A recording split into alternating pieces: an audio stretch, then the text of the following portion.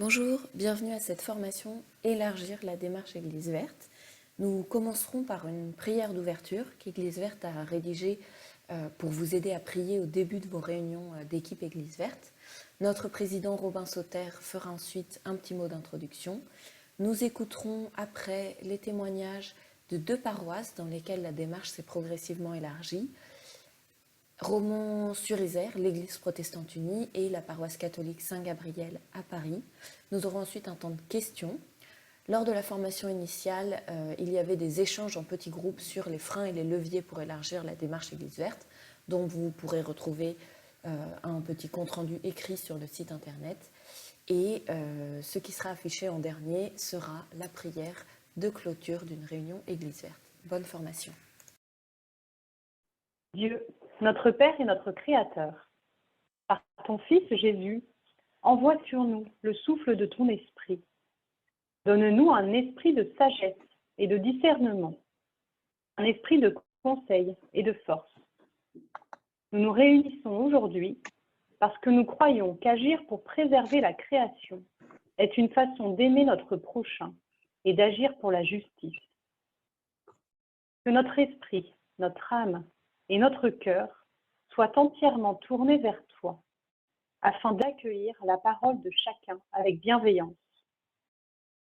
Que nos oreilles se fassent attentives aux fragilités, aux faiblesses ou aux réticences des uns et des autres, afin que nous avancions ensemble, en respectant le rythme de chacun, mais conscients de l'urgence du cri de la terre et des pauvres. Nous nous remettons entre tes mains, Seigneur, confiants dans ta bonté de Père. Amen. À mon tour de vous saluer. Bonsoir à chacune et chacun de la part du bureau d'Église verte. Donc on est 3 coprésidents de cet outil œcuménique et il y a un président et 2 vice-présidents et on fait un système de présidence tournante. Je suis l'actuel président et je suis, comme l'a dit Juliette, je suis aussi pasteur à Romans-sur-Isère, justement dans la paroisse protestante, dont sont membres Xavier et Martine qui parleront tout à l'heure. Alors, moi, je voulais juste commencer en vous disant que, par un petit témoignage dans ma communauté, quand je suis arrivé à Romans, je peux vous dire que ce n'était pas gagné le fait de parler d'écologie. Alors, j'espère que je n'ai pas trop marché sur les plates-bandes de Xavier et Martine, mais quand je suis arrivé, je me suis présenté en tant que pasteur en disant « si vous me prenez », c'était un espèce de moment de candidature où je me présentais, puis ils pouvaient après décider de me prendre ou pas. Je dis « si vous me prenez, vous allez entendre parler d'écologie ». C'était en 2016, et à ce moment-là, ils m'ont tous regardé, les paroissiens qui étaient là, en disant quelle bizarrerie, pourquoi parler d'écologie, en quoi un pasteur, ce serait son rôle de parler d'écologie. Et puis, ils ont dit pourquoi pas. Et donc, du coup, c'est parti dans la grande aventure qui vous sera peut-être racontée tout à l'heure par Martine et Xavier. Ce que je peux vous dire, c'est que même si moi-même, je suis très, très engagé dans l'écologie et que je suis arrivé comme tel dans la paroisse de Romans, ça reste un défi permanent pour notre communauté. On est loin d'avoir arrivé. Et du coup, je voulais souligner le fait que d'avoir un prêtre ou un pasteur sensible à l'écologie, ça ne résout pas tout. Ce n'est pas la solution miracle. Il y a plein d'autres pistes qu'on va aborder ce soir. Et je tiens à vous dire que votre engagement, votre persévérance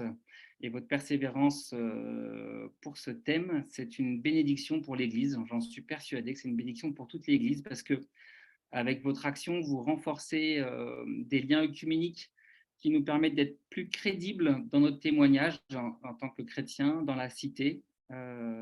Par votre engagement, vous réalisez une forme d'ouverture au monde, puisque ce sont des enjeux de notre époque.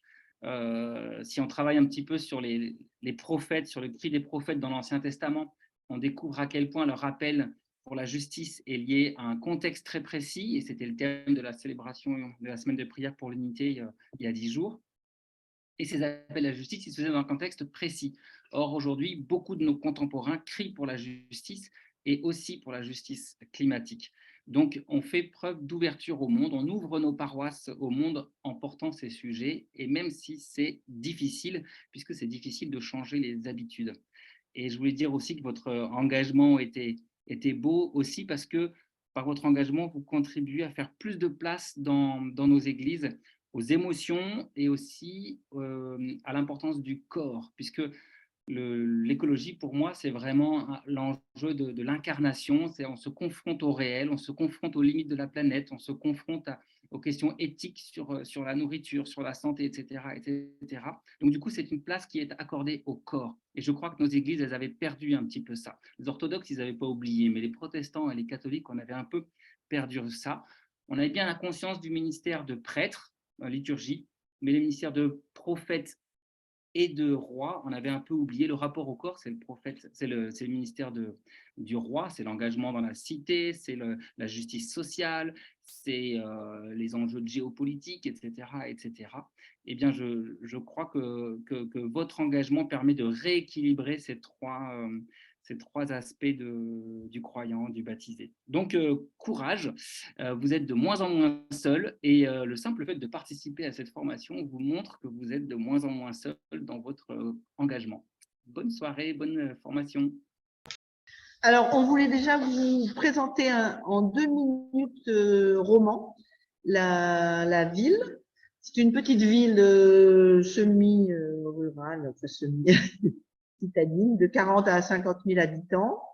La paroisse, il y a à peu près 200 familles dans le fichier, 40 000 habitants et 30 à 50 personnes au culte, 90 membres inscrits, 200 familles. Voilà, le temple est en ville et sans jardin, sans terrain. Voilà, ça c'est le décor. On a commencé au point de départ, il y avait le pasteur et 4 à 5 personnes qui étaient un peu intéressées par le sujet. Et on a commencé très simple, pas très ambitieux. Donc, on a commencé par trier les déchets de l'église, comme on le fait chez nous, tout simplement. On a supprimé la vaisselle jetable, c'est-à-dire que dans les temples protestants, il y a souvent des petits gueuletons, des machins, et la vaisselle jetable était assez utilisée. On l'a supprimée. Du côté liturgique, c'est-à-dire que le temple a participé à la prière de la création, souvent du reste avec des églises catholiques, c'est-à-dire qu'on liait, voire protestants, voire orthodoxes, mais en fait on liait un petit peu l'écuménisme à l'église verte.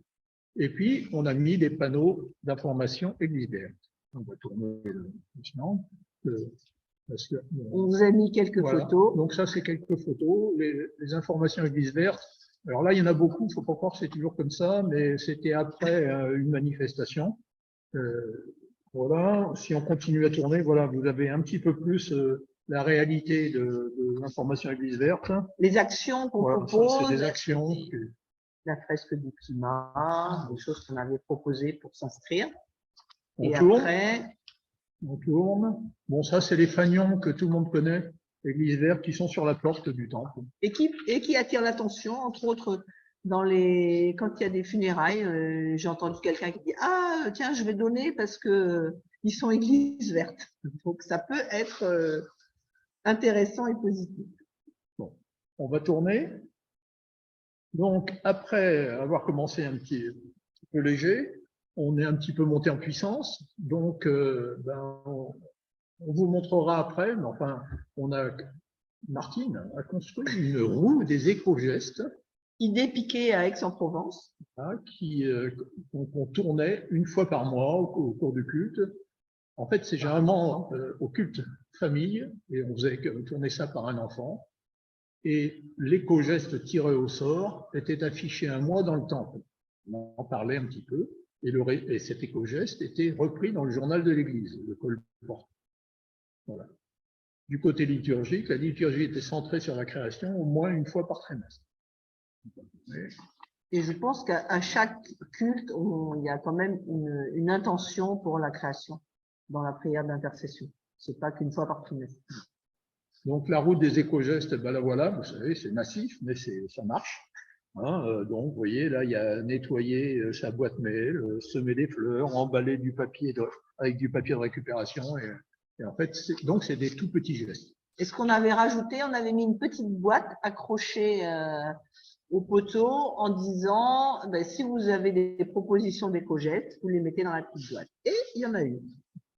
On va tourner. Donc ça, c'est la partie, c'est le culte des récoltes. Et vous voyez à droite, il y a une brouette avec pas mal de résultats des récoltes et avec une vague tente au-dessus.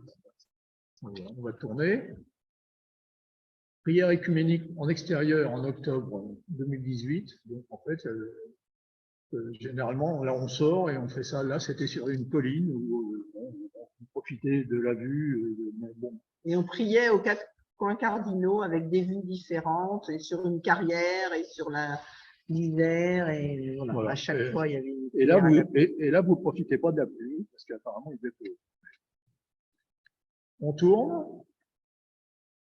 À l'intérieur de l'église, enfin, on a continué. On a insisté un peu plus, des fois que les gens n'auraient pas bien compris. Donc, on en a fait le thème de la fête de l'église. Et on avait divers stands. Il y avait un stand de jeu sur calculer votre bilan carbone, bah, c'est marqué juste après. Mais il y avait un stand sur informatique et consommation et écologie. Il y en avait. On a repris un peu les thèmes de l'éco-diagnostic. Il y avait l'alimentation, il y avait et on a insisté un peu plus en fonction de l'animateur qui animait ce stand et selon ses capacités et ses connaissances sur le sujet. Bon, et puis on a organisé des sorties découvertes des oiseaux avec un membre de la communauté qui était adhérent LPE. Il l'est toujours du reste. Hein. On va tourner. Voilà. L'étape d'après. L'étape d'après, ça a été de sortir. C'est-à-dire que c'est bien beau d'être à l'église verte dans la communauté, mais c'est bien, ça nous tentait d'aller voir dehors. Donc, on a commencé par équiper la paroisse de gilets, vous savez, les gilets de sécurité là, qu'ont les cyclistes, avec un panneau église verte, un logo église verte, pour la visibilité dans le dos. Bah, le voilà. Voilà. Donc, en fait, on en a une quinzaine et quand on sort, eh bien, on les met. Voilà. Et il faut pas croire, c'est vachement intéressant parce qu'on est allé à des manifestations pour le climat, par exemple, avec ça, et les gens se posent des questions. Je peux vous assurer que vous commencez à l'église, qu'est-ce que vous venez faire là-dedans? Bon. Deuxième point, projection du document chrétien chlorophylle au cinéma local. Donc, on a organisé quelque chose au cinéma local avec un débat en fin de présentation. Alors, on avait de la chance, on était pistonnés, il y avait le pasteur, l'évêque et des acteurs du documentaire. Donc, la presse locale était présente. Et la salle était pleine. Et la salle était pleine, la salle du cinéma était pleine. On a visité le centre de tri des déchets local avec des membres de la communauté catholique. On a organisé 2 visites. Et puis, on a participé à des manifestations pour le climat ou des véloruptions avec le gilet Église verte. Alors ça, c'est la marche pour le climat. Bon, ils étaient fatigués, ça devait être après. Bon, voilà. Donc, et vous voyez qu'ils avaient les gilets. Alors là, vous voyez pas le dos, vous voyez que le devant, mais c'était avec les gilets Église verte. Voilà. Donc le gilet Église verte, ça marche. Hein. Et après, la visite du centre des déchets, vous avez vu, je tourne en même temps. Voilà. Après, en fait, on a entraîné un petit peu, on a continué à sortir en ville de façon visible. Donc, on a organisé un vide-grenier qu'on a appelé les 3 R, réduire les déchets, réutiliser, recycler. C'est rien de très original, mais avec invitation de la presse locale. On a organisé une conférence OICO Crédit et on a participé à une conférence Négawatt. Voilà. Participation, ça c'est ce que vous avez vu sur le slide d'avant, avec une opération ville propre, le World Cleanup Day avec les gilets. Voilà. Et j'ai un dernier slide. La conclusion. Je vais faire la conclusion de tout ça. C'est les conclusions qu'après ces quelques années d'église verte, c'est qu'il faut utiliser les compétences locales en fonction des personnes qui sont dans la communauté. Essayer de faire qu'Église verte soit le plus transversale possible dans toutes les réunions, dans toutes les actions, que c'est pas une commission Église verte qui fonctionne toute seule, c'est aussi bien les actions œcuméniques, les repas de paroisse, tout ça doit être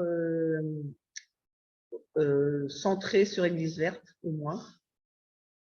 Et alors, ce qu'on a fait très souvent, de copier les initiatives d'autres paroisses, de s'inspirer de ce qu'on peut faire et refaire chez nous. Entre autres, la roue des éco-gestes, là, on a bien volé à Aix-en-Provence. Alors nous, comme a dit Robin, on était quand même aidés. Nous, on n'était pas là à l'arrivée de Robin, donc on n'a pas pu, on l'a pas choisi, c'est pas nous qui l'avons choisi. Mais on a été partant quand il nous a proposé de faire partie des églises, les premières églises vertes. Mais c'est important d'avoir un pasteur ou un prêtre qui écoute et qui nous encourage, quoi. Voilà. Et notre projet, c'est peut-être d'acheter avec d'autres communautés l'exposition Église verte et de la faire circuler et de la présenter un maximum parce que c'est un bon support.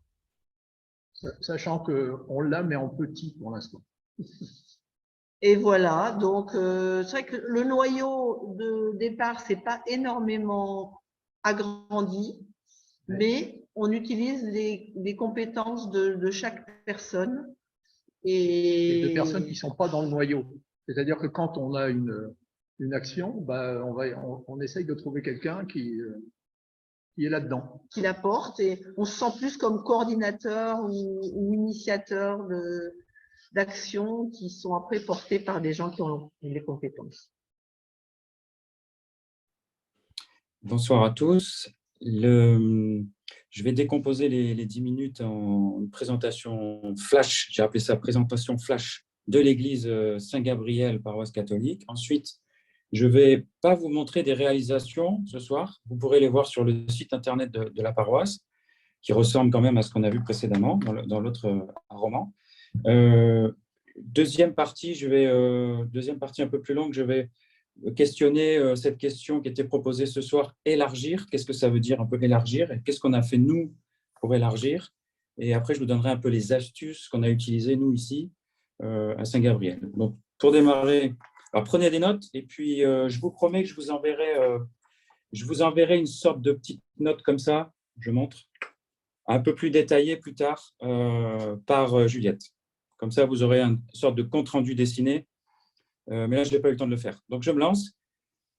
Saint-Gabriel, ça se trouve à Paris. C'est une paroisse catholique. Il y a à peu près par week-end 500 personnes qui passent. C'est un quartier populaire, entouré de bitume et de béton. Et puis, on a une démarche Laudato Si depuis 2015, Église verte depuis 2017. C'est un groupe de 15 personnes aujourd'hui, pas au démarrage, hein, mais aujourd'hui, c'est 15 personnes actives. C'est 35 suiveurs sympathisants très présents. Et puis, c'est après un fichier plus large de 200 personnes voilà, qui suivent le groupe Laudato Si Église verte. Vous avez les réalisations, vous pouvez les voir sur le site de la paroisse. Alors, la question qui arrive tout de suite, c'est élargir. Donc, j'ai pas mal de… Nous, comme ça fait un certain moment qu'on travaille sur cette question-là et qu'on a des expériences de terrain, pas mal de paroisses viennent nous voir et nous posent des questions. Comment vous avez fait pour démarrer et comment vous faites pour durer? Voilà. Alors, peut-être parmi vous, vous êtes peut-être… J'essaye de vous rejoindre là, dans votre réalité, ça peut être simple, mais peut-être que vous vous sentez… vous avez pris conscience, là, vous êtes là ce soir, vous avez déjà pris conscience dans votre histoire que la Terre souffre et que ça vous fait peut-être souffrir à l'intérieur. Vous avez aussi des joies et des souffrances. Et du coup, vous avez envie peut-être c'est ça, vous avez envie de sauver cette planète qui est la création. Et en fait, le chantier, il est énorme. Donc, ça crée une sorte d'écartèlement. Alors, on a envie j'essaie de me rappeler comment je réagissais au début. Il y a 5 ans, j'avais envie de sauver cette situation. J'avais envie d'être dans le faire, j'avais envie de faire des actions et j'avais envie d'emmener tout le monde, d'embarquer tout le monde et dire mais comment, vous vous rendez pas compte tout ça. Et puis là, l'invitation, en fait, c'est un peu, vous allez être un peu déçus parce que l'invitation, c'est plutôt d'identifier ça et de voir que ça va être impossible de le changer, en fait. comme ça, juste de faire et de changer, ça, voilà, j'ai réalisé que ça ne serait pas possible. Et du coup, ce qui s'est produit plutôt, c'était de se dire, bah, je vais essayer de trouver une deuxième personne comme moi dans ma communauté qui est déjà touchée par cette question-là. Et puis, bon, petit à petit, j'ai trouvé d'autres personnes. On s'est réunis une première fois. Et je crois que c'était un peu la spécificité de l'Église. C'est la spécificité de l'Église. C'était partageons quelle est ma joie avec la création et quelle est ma blessure avec la création. Et donc, finalement, une première soirée fondatrice, ça a été plutôt de ne pas agir, mais juste de créer et de renforcer un lien, en fait, entre nous. Et j'ai trouvé que là, 5 ans après, je me dis que c'est ça, c'était ça le fondement du groupe. En fait, c'était de dire, on ne va pas forcément faire, c'est une tentation d'agir, quoi, de vouloir réaliser, mais on va se relier. Et on se relie par ce que la société propose plus trop aujourd'hui. On se relie par l'intime, en fait, par notre relation personnelle à la création, intime à la création, une relation de cœur. Donc, on crée un dialogue de cœur, en fait. Et déjà, d'être deux, peut-être que l'élargissement, il se trouve là. Juste élargir cet espace-là et pas forcément créer un compost tout de suite ou changer, je sais pas quoi, dans l'église et dire aux autres qu'il faut bouger. Et du coup, c'est une posture un peu de veilleur, en fait, qui se met au service de la communauté. Donc, après, avec ça, simplement, qu'est-ce qu'on va pouvoir proposer à la communauté et puis, elle sera toujours libre de s'en saisir ou pas. Voilà. Ça ne nous appartient plus, en fait. Même si nous, on aurait envie de changer plus que ça, eh bien, il y a cette posture de relâchement. Alors, les petites astuces pour créer ce petit groupe, puis pour qu'ils, quand même, vivent, une fois qu'on s'est réunis à 2, 3, 4 et qu'on a fait une première soirée, nous, qu'est-ce qu'on a fait? On a fait une première soirée un peu d'échange de cœur, comme ça. Et bien là, le groupe, il s'est solidifié, solidarisé, je ne sais pas comment dire. Et puis, après, les petites astuces, c'est valoriser ce qui existe déjà. Si le scoutisme, c'est déjà Église verte, on va le dire. C'est déjà comme ça. Les journées d'amitié avec par exemple, nous, on a ça, des journées d'amitié avec récupération d'affaires et qui sont revendues dans une brocante, c'est une forme d'action qui n'était peut-être pas identifiée Église verte. Donc, nous, on va l'identifier. Donc, en fait, on se fortifie, puis on va voir qu'on a un tout petit bout de jardin. Donc, il y a un jardinier qui est là. Donc, on va se fortifier avec ce qui est déjà là. Et puis, après, ce qu'on a fait, c'est qu'on a pris en compte le contexte dans lequel on est. Donc, c'est pour ça que toutes les actions que vous pouvez voir sur le site Internet pour Saint-Gabriel, elles ne sont pas du tout valables pour vous. Vous pouvez vous en inspirer, mais elles ne sont pas du tout valables puisqu'il faut tenir. Ce que je conseille vraiment, c'est de tenir compte du contexte, des personnes présentes, des talents présents, et puis de faire confiance à ce que vous avez envie de vivre, en fait, quand vous vous rencontrez dans votre paroisse, sous cet angle Église verte, qu'est-ce que vous voulez vivre, en fait, vous qui êtes là, sans vouloir changer toutes les lumières, je sais pas quoi, donc, on a toujours envie de tout faire. Et en fait, qu'est-ce que vous voulez changer, vous? Donc, nous, on fait un atelier créatif. Imaginons une église verte, ça serait quoi? Et puis, on a plein d'idées. Puis, on va voir une paroisse qui fait déjà, donne d'autres idées. Et puis, à l'intérieur de toutes ces idées, on va choisir. Et là, c'est pareil, on change la posture et on dit, tiens, on va commencer par peut-être la plus petite chose possible, celle qui nous engagerait qu'une fois, parce qu'on a tous des engagements ailleurs, là, qui va nous engager une fois. Donc, on va choisir le plus petit pas possible. Et puis, pour que ce soit simple, on va aller s'intégrer dans ce qui existe déjà. Nous, dans notre communauté, par exemple, à Saint-Gabriel, il y a 5 ans, quand on a commencé, ou 6 ans, on s'est mis dans la feuille de messe. Il y a une feuille de messe qui existe, on s'est intégré là, dans la feuille de messe. Donc, on a mis une petite phrase, soit de l'encyclique, soit à l'époque, on avait mis un éco-geste à tenir. Et voilà, on s'arrête là. Et puis après, on se dit, est-ce qu'on continue? Oui ou non? Est-ce qu'on a envie de vivre autre chose? Oui, alors quoi? Tac, on le fait. On fait un buffet version église verte. Alors, il n'y a plus de chips, il y a bien sûr de la vaisselle, il n'y a plus de vaisselle jetable, voilà, et tout ça. Il y a du fait maison. Voilà. Et puis, l'astuce, c'est qu'à chaque fois qu'on crée un petit événement comme ça, un par un, sans jamais de répétition, et ben, il y a un panneau et une proposition pour s'inscrire. Donc, il y a une soirée cinéma, une soirée débat, il y a un temps de carême, etc. On peut s'inscrire et rejoindre le groupe Laudato Si Église Verte. Donc, l'idée, c'est ceux qui veulent, ceux qui sont sensibles à ces questions-là, ne restez pas seuls, parce que la tâche est immense.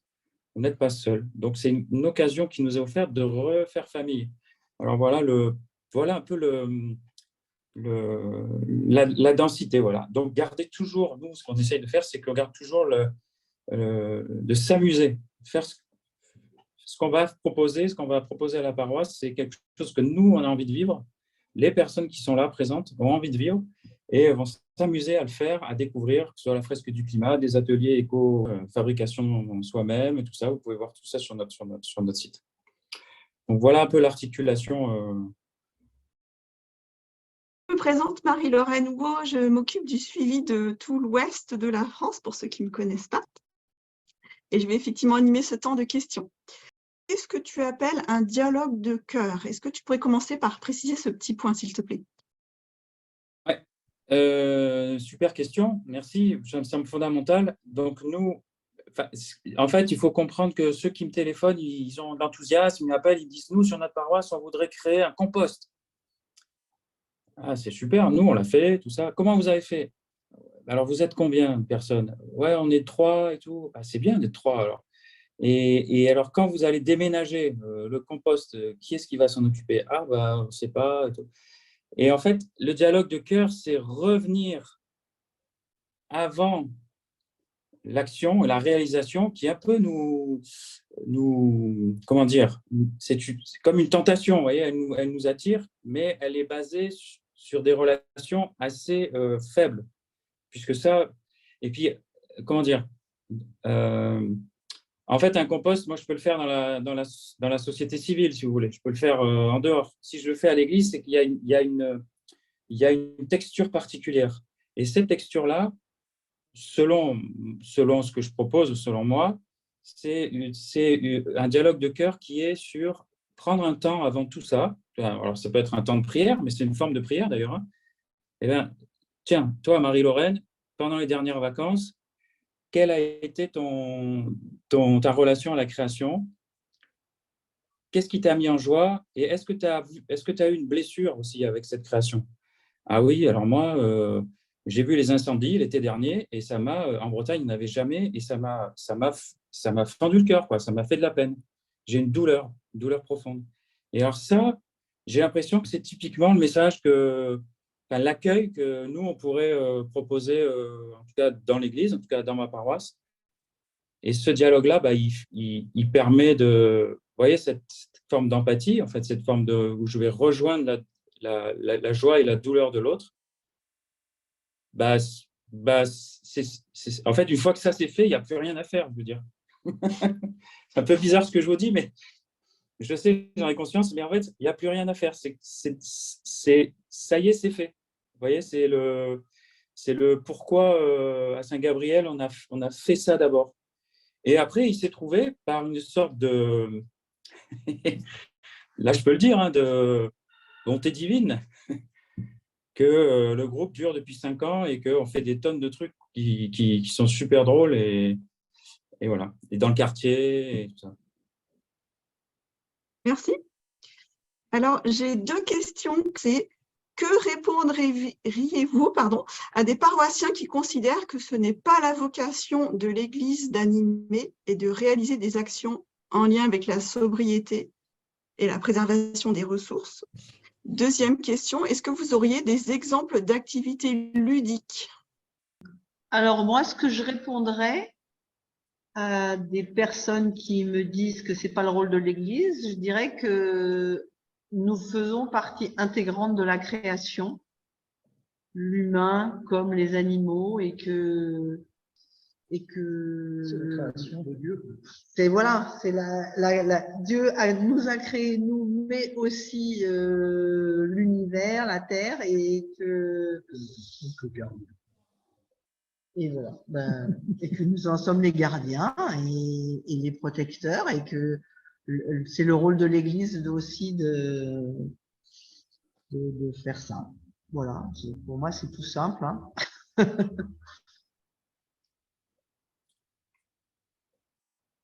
Eh ben, moi, je dirais que je reviendrai sur ce que j'ai dit là, c'est-à-dire, moi, je vois qu'il y a des gens qui souffrent en fait de ça. Il y a des blessures en fait. Bien sûr, il y a des animaux qui souffrent, la végétation souffre, mais ça, les personnes qui posent ce genre de questions ne peuvent pas trop l'entendre. Mais il y a quand même des humains qui souffrent de l'anxiété, de l'éco-anxiété. Moi, il me semble que le Christ, il m'appelle à accueillir ça, c'est tout. Je n'ai pas besoin de... Ouais, voilà, la souffrance des autres, en fait. La souffrance... Je ne chercherai pas à convaincre quelqu'un qui veut pas, qui dit que ce n'est pas le rôle de l'Église, c'est un point de vue.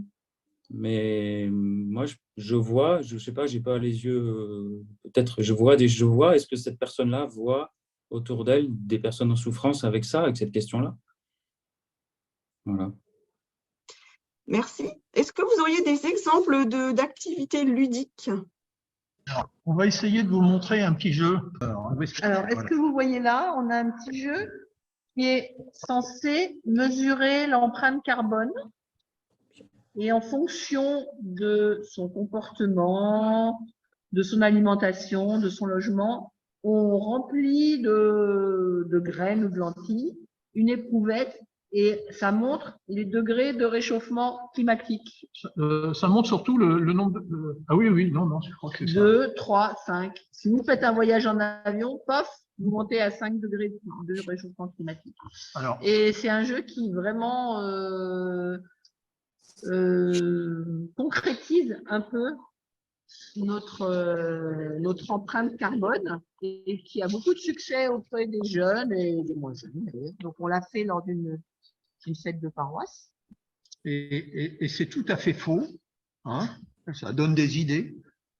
C'est bien moins précis que ce que vous aurez sur Internet, où il y a plein de calculs, mais c'est vachement visuel, et ça permet des discussions, parce que on a fait ça à une fête de paroisse, et on avait ça, et les gens tout autour de la table, ils étaient « Ah bah oui, tu crois? Ah bah oui, moi je voudrais le faire », et ça marchait très bien, et ça alimentait les discussions.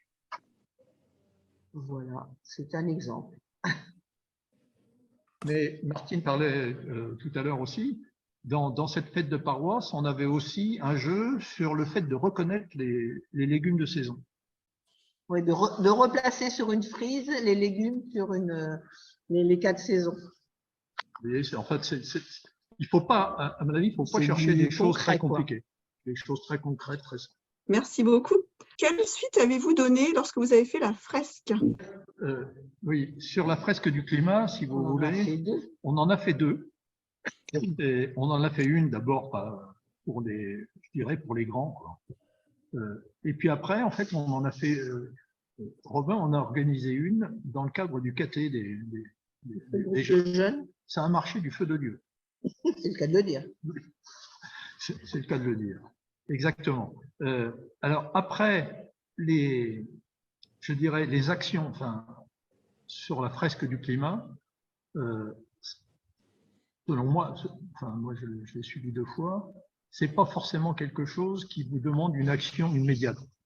C'est avant tout, c'est vous rendre compte. C'est comprendre et vous rendre compte. La difficulté de la fresque du climat, c'est que le plus souvent, ceux qu'on n'arrive pas à attirer, c'est ceux qu'on aurait vraiment besoin. Il n'y a pas eu de suite concrète, vraiment. Quelle est la place des jeunes dans cette démarche Église verte? C'est vrai que nous, notre équipe, elle a un certain âge, et on s'est interrogé là-dessus.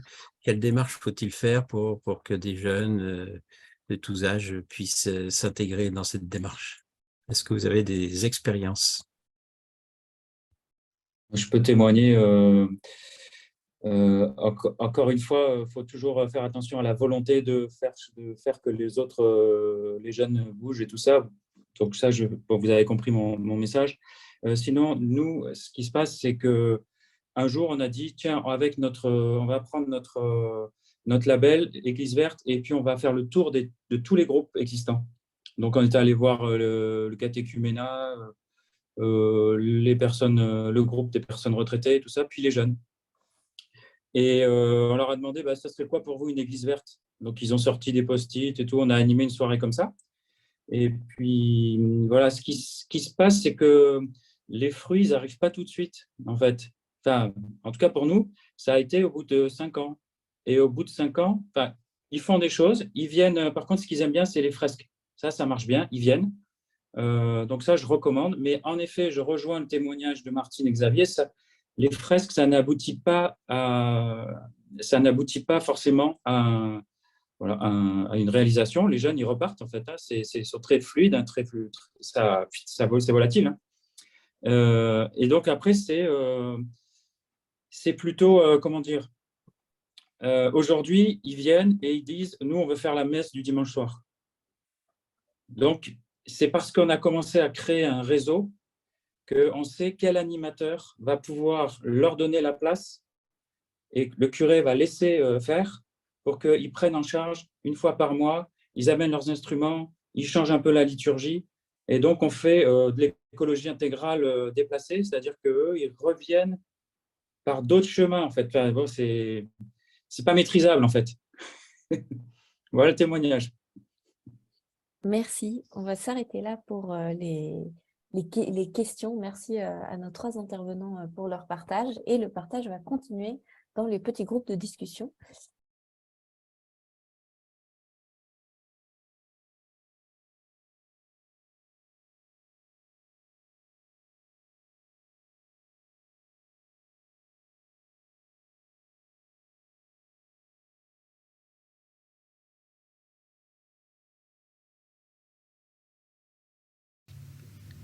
Père, nous te rendons grâce et nous te bénissons d'avoir été à nos côtés le temps de cette rencontre. Accompagne-nous sur notre chemin de conversion, ainsi que toutes les communautés engagées dans la démarche Église verte. Que nos échanges de ce jour portent du fruit et qu'ils consolident notre foi et notre espérance. Suscite de par le monde, chez les communautés chrétiennes et au cœur de toute personne de bonne volonté, le désir d'entrer en chemin de conversion écologique. Merci Père de nous donner des frères et sœurs à aimer, une création à contempler et à protéger, un sauveur à glorifier et à louer, et que ta bénédiction repose sur nous à jamais, par Jésus le Christ notre Seigneur. Amen.